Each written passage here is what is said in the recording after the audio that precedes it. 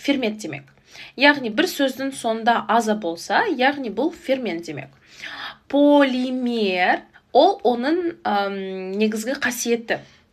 Окей? Яғни полимераза ферменттер ол бір мономерден полимерді жасап тұрады. Полимер ол көп. Яғни қараңыздар, моно латынша бір, ал полимер латынша ол көп. Яғни полимеразалар ол бір мономерден поли молекулаларды синтездейді. Және де оның басында қандай полимерді жасайтын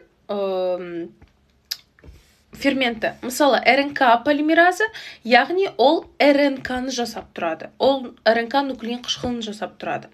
ДНК болса, ол ДНК нуклеин қышқылын жасап тұрады.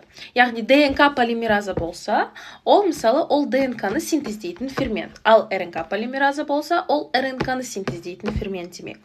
Яғни қараңыздар, биологияда әр терминдерді сіз олай бөліктеріп түсінсеңіз, дәл сол ферменттердің мәні, яғни сіздің есіңізде сақталады. Окей? Окей. Мынау сұрақтарыңыз бар ма?